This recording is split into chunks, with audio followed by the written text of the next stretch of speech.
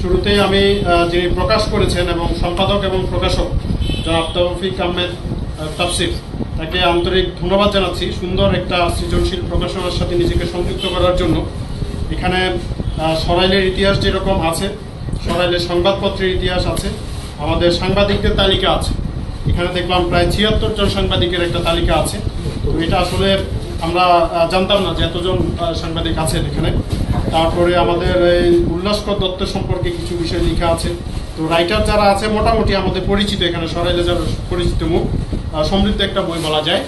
তো আমি চাইবো এটা যাতে চলমান থাকে, এটা নিয়মিতভাবে প্রকাশিত হয় এবং সকল আইন কানুন মেনে নিবন্ধন করে যাতে আপনার ভবিষ্যতে প্রকাশনা করতে পারেন সে আশাবাদ ব্যক্ত করছি। একই সাথে এখানে শুধুমাত্র যারা লেখক, খুব রিনাউন্ড লেখক, তাদের বাইরে স্কুল কলেজের ছাত্রছাত্রী যারা আছে, যারা লিখে, তাদের যে ইয়েগুলো আছে, বিভিন্ন কবিতা, বিভিন্ন ছোট গল্প যদি আমরা এখানে স্থান দিতে পারি, তো একটা ছাত্রছাত্রী যখন তার লেখাটা এরকম একটা প্রকাশনায় থাকবে, সে কিন্তু অনেক বেশি আগ্রহী হবে এবং একজনকে দেখে আরো 10 জন এখানে এগিয়ে আসবে লেখায়।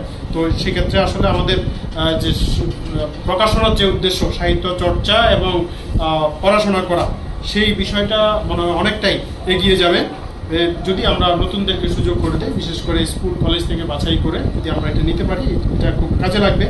আর এখানে ইতিহাস সরাইলের আছে, আমরা জানি যে এখানে অরুয়াইলের একটা ইতিহাস আছে, কালিকচ্ছের একটা সমৃদ্ধ ইতিহাস আছে, আমাদের বিভিন্ন অঞ্চলের ছোট ছোট অনেকগুলো শাহজাদাপুরের কিছু ইতিহাস আছে।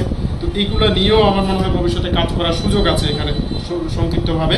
তো সবকিছু মিলিয়ে এটা সুন্দর একটা প্রকাশনা হয়েছে। ভবিষ্যতে এটা যাতে সুন্দরভাবে সৃজনশীলভাবে এটা প্রকাশিত হয় সে আশাবাদ ব্যক্ত করছি এবং আমাকে এখানে কিছু বলার সুযোগ দেওয়ার করার জন্য আপনাদেরকে ধন্যবাদ এবং কৃতজ্ঞতা জানিয়ে আমি আমার বক্তব্য শেষ করলাম।